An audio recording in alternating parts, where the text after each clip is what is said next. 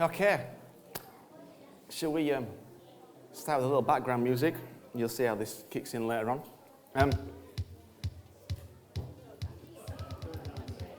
You can't do better than a bit of 1980s electro pop to start your Sunday morning, can you, really? So we'll just let that go on. Anyway, a little bit quieter, because otherwise we'll get carried away. I had the incredible privilege of seeing each of my 4 kids born. The first one, Joshua, who's 16 now. He was an emergency cesarean because 24 hours later he was not for leaving the nice, warm, cosy place of the womb. And then the other 2 were natural births, and Alyssa was a water birth. And it's a fascinating thing seeing your child born.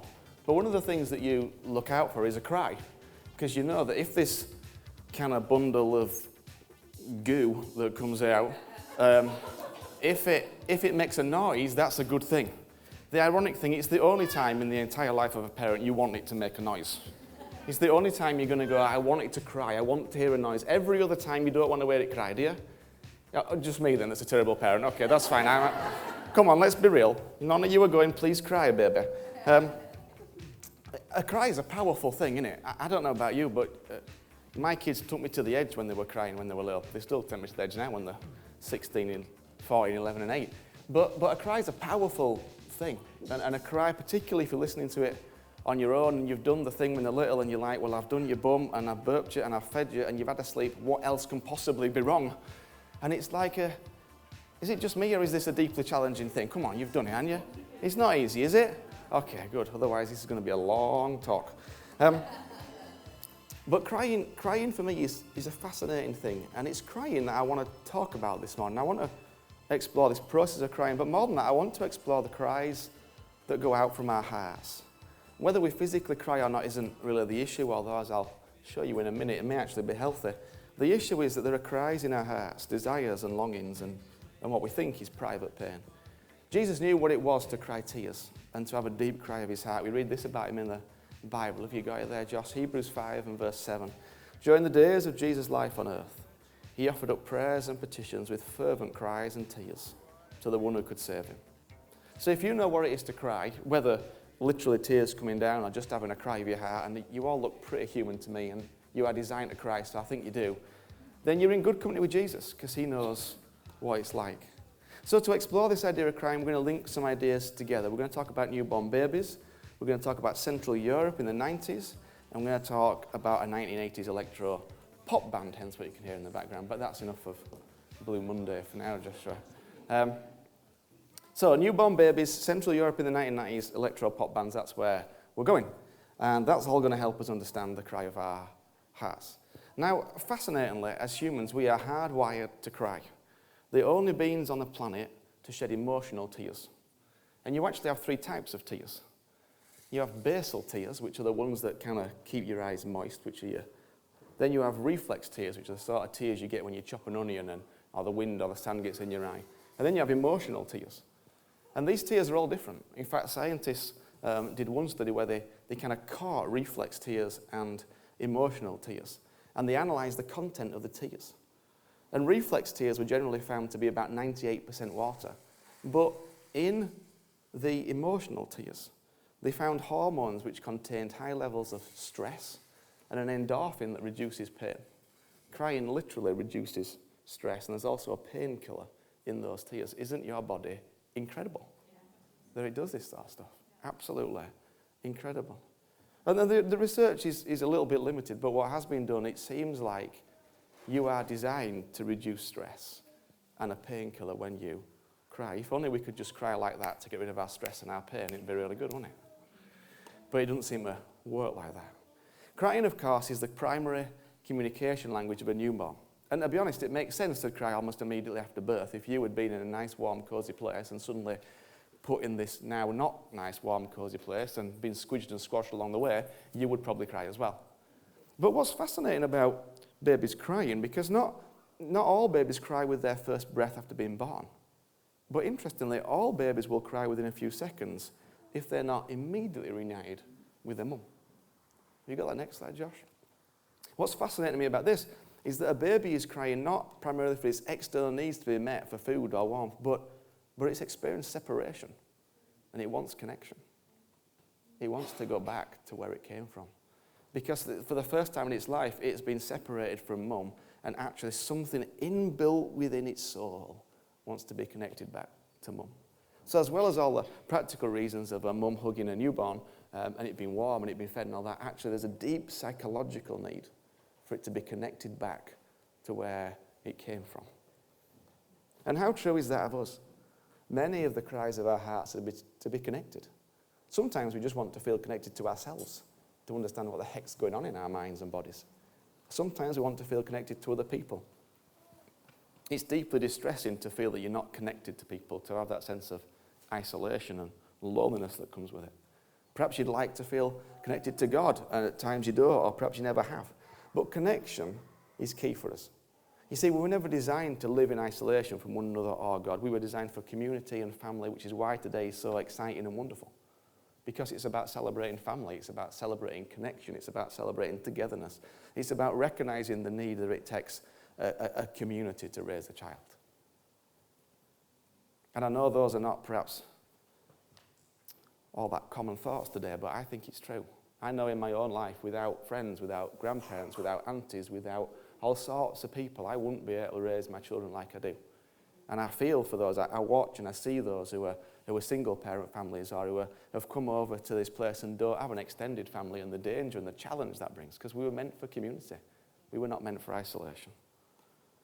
Jack, of course, is extremely blessed. He's born into a loving home with a mum and a dad who are able to care for him and look after him, with tons of people. Look at you all here today for this family. He's a very blessed boy. Of course, not every baby is that blessed. For some babies, their cries for connection go unheard. It was in 1989 that the world heard of what had been happening behind the Iron Curtain, particularly in Romania under Nicolae Ceausescu. He had, before that, made laws that banned contraception and said that every woman must have 5 children because he believed that he wanted economic growth would come through population growth. Of course, what happened was lots of those ladies could not look after their children, so they gave them into state care. In 1989, when the Iron Curtain came down and people went in, there were over 100,000 children looked after by the state. And I use looked after very loosely. This is a boy, a 2-year-old orphan boy, as he lies in hospital in Constanța, Romania in December 1990. It's one of the few pictures I felt I might be able to show you. The rest were too upsetting. But I show it because you can see in his eyes what happens to a child when their cries go unheard. Eventually, the cries stop. You can balance now, Josh. But the silence, the stop of the cry isn't because they've learned they don't need what they want. Babies can't differentiate between wants and needs. What they've learned is they're crying, that biological distress signal, that major way of communicating isn't working. They learn their need is not going to be met. So science steps in again, and babies actually put themselves in sort of suspended period of stasis because their body goes, I can't waste more energy crying, I need to conserve my energy to stay alive. So they stop and they go quiet. That's heartbreaking, that a small baby might have to stop their cries because no one has heard them. Or perhaps it might be more accurate to say no one is responding to them. But then think about you, and think about not just the physical cry, but the cry of your heart. Think about your desires. Think about what you'd like to see happen. It's very easy to think that we are not heard because nobody seems like they've responded, that no one sees our pain and our tears. But we read these words in the Bible. God said, I've heard their cries for deliverance from their slave masters. I know all about their pain. And then to somebody else says, I've heard your prayer and I've seen your tears. You may feel that no one understands, that no one's heard your private tears, your private pain. Many of us live with things that we never share with anybody. But I want to tell you this morning, God has heard your pain and God has seen your tears. I want you to know that you are always heard. The God I know has heard you. He has watched every tear and heard every cry. He understands and sees every broken heart. He's seen your tears and he knows all about your pain. You see, very often we live alone in our private pain and tears, but you need to know this morning you are not alone.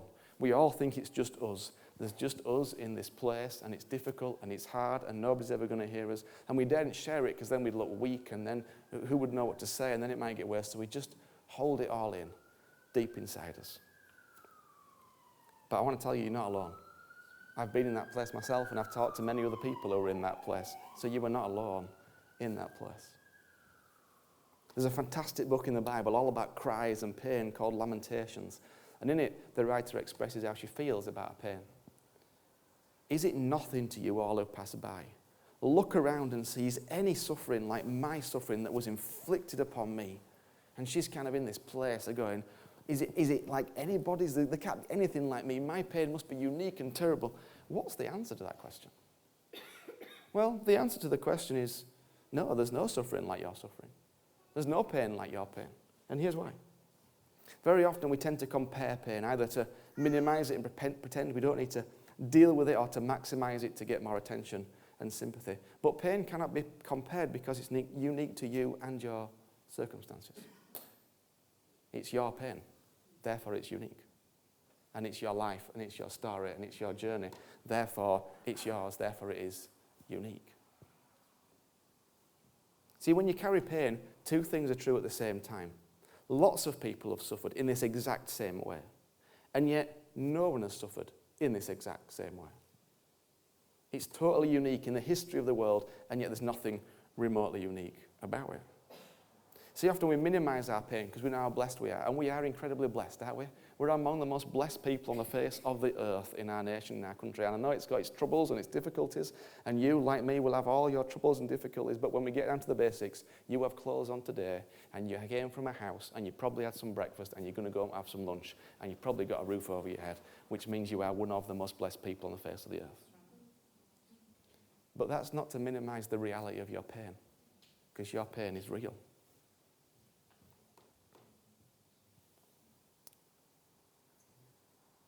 In one sense, it's a good thing to know how blessed you are, but it can also mean you push your pain down and don't deal with it, which is dangerous.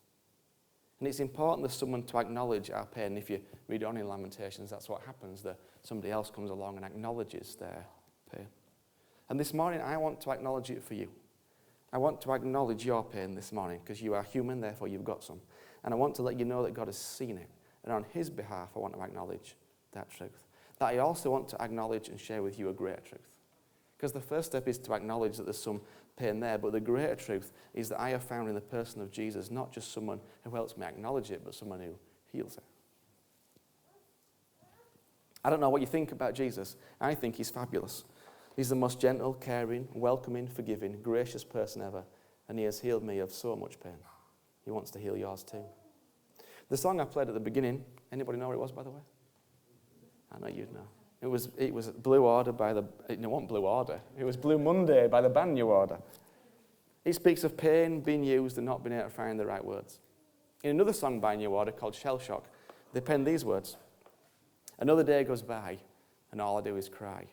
All I get from you is shell shock. I tell the world and save my soul, but rain falls down and I feel cold. A cold that sleeps within my heart. It tears the earth and sun apart. I tell you about these songs and these lyrics because sometimes we don't know how we feel, but we find it helpful for someone else to give a voice to our pain. Sometimes we read something and we go, actually, that is how I feel about certain things. And it resonates. I also refer to them because the Bible speaks of a different sort of new order. It tells us what Jesus wants to do for us, not just in heaven, but right here on earth, right today. We read these words about Jesus. He will wipe every tear from their eyes. There will be no more death, or mourning, or crying, or pain, for the old order of things has passed away. You see, one of the wonderful things about Jesus is that he brings a new order. His order is not pain. His order is not crying. His order is not sorrow. His order is joy and healing. Healing for our wounds. Healing for our tears. Healing for our cries. And he's the only person that can do that. I've talked to many, many people in the last 13 years of being here, and they've told me about all sorts of things they've tried. And ultimately they realize that Jesus is the one who can actually heal it. Lots of things put it to one side, lots of things mask it, lots of things allow you to carry on living life, but if you actually want to be healed of it, you need Jesus. The exciting thing for you this morning is that Jesus is always wanting to bring new order into lives. And whether Jesus is somebody you are familiar with or whether you are skeptical about, you need to know he is not skeptical of you. He wants to heal your pain. But he's a real gentleman. He won't barge his way in, so we have to ask him. You see, it's my prayer that little Jack and all our kids and all of you go through as little pain as possible. But it may well be, it probably will be, because of the world we live in and the choices people make, that we will experience some form of pain along the way.